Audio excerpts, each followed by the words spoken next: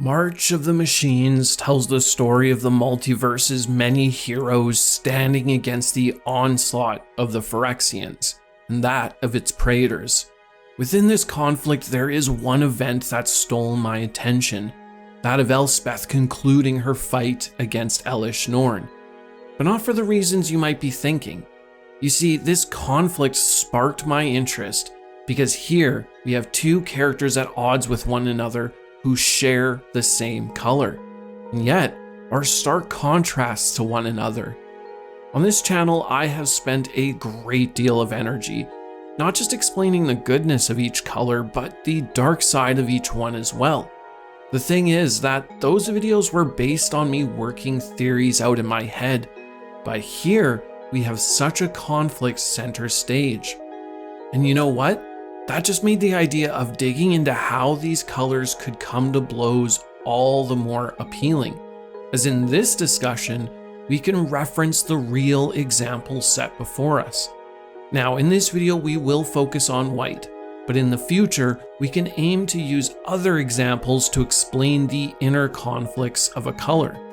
With that, let us dive into this fascinating concept by first gaining an understanding of the characters at its center. Elspeth is a character who has gone through more than her share of hardships. Hers is a story of suffering, loss, and defeat, a story which begins at the hands of the Phyrexians.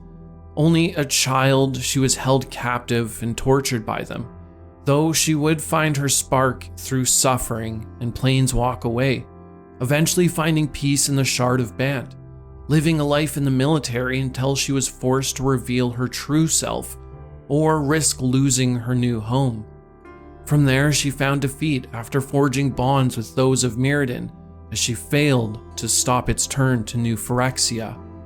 On Theros, she encountered love, but was deceived into killing her beloved by a god who would later meet their demise at her hand.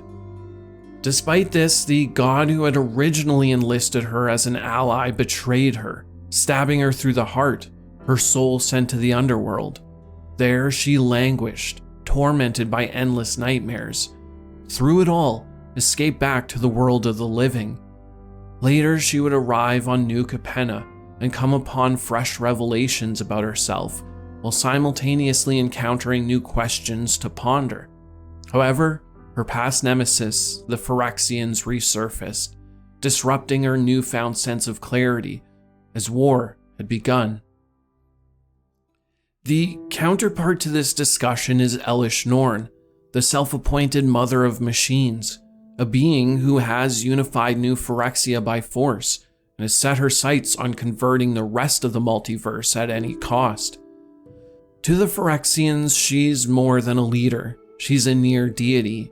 In many ways, she has co-opted the oil into the framing of her own mission, that of subjugation and religious doctrine. Both of these characters are white aligned and represent two sides of the same coin.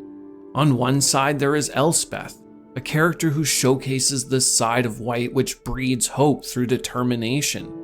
And on the other, we have Elish Norn, a character who believes that her words hold ultimate authority over the entire multiverse, and that her decrees are the only ones worthy of acceptance. Elspeth represents our expectations of a white-aligned hero, one who, despite her faults, will set everything aside to help others. She shows us a version of white that upholds strong ideals, and who puts all of itself into that ideal. This is why, as a color, white is often putting its life on the line for others, as it's not about white's own personal needs, but rather that of the world they aim to create, or the people they wish to protect. This version of white inspires others to be better through the application of its philosophy. This aim for an ideal world is an outlook which is based in hope, so we cannot aim to make the world a better place if we do not have the hope that it can be so.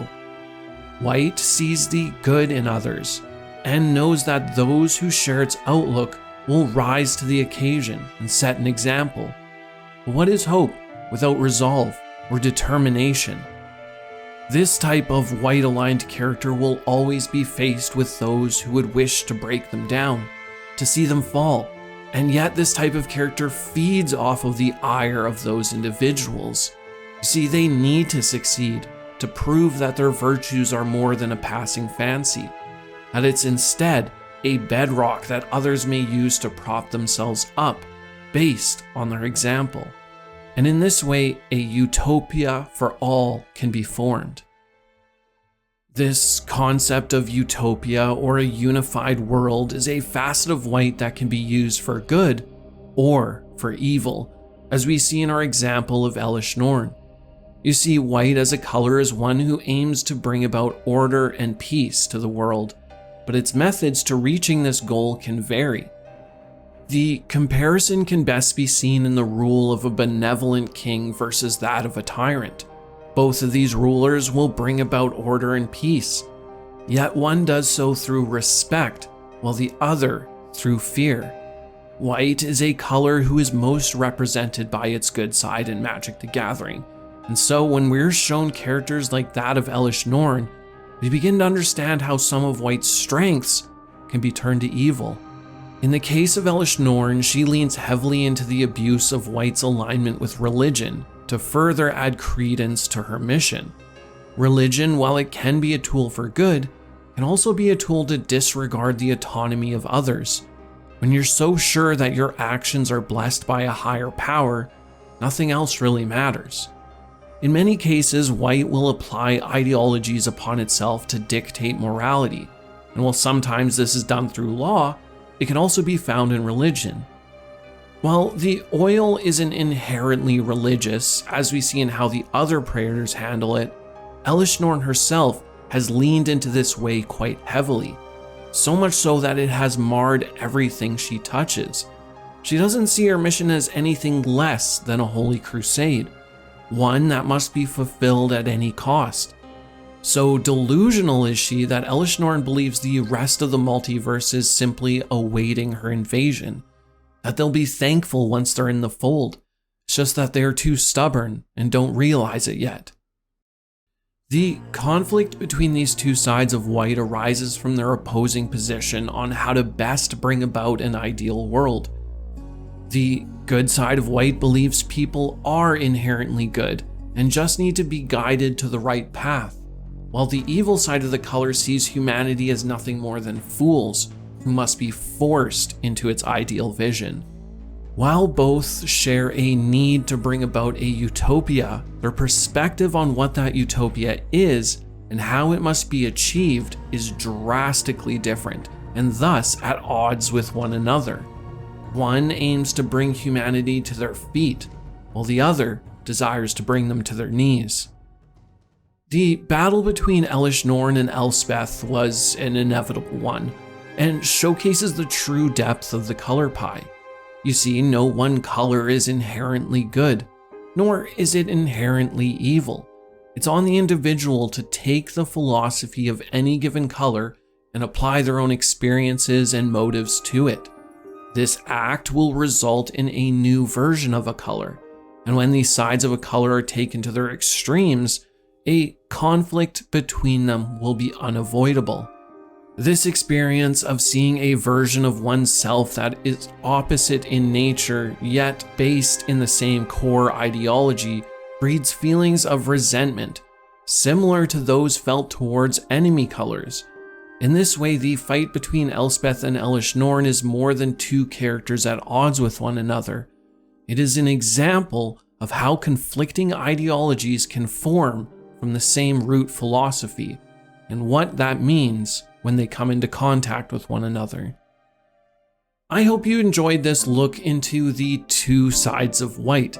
If you want to see more examples of evil versions of colors, then check out this video here. I also want to say thank you to my patrons for their support.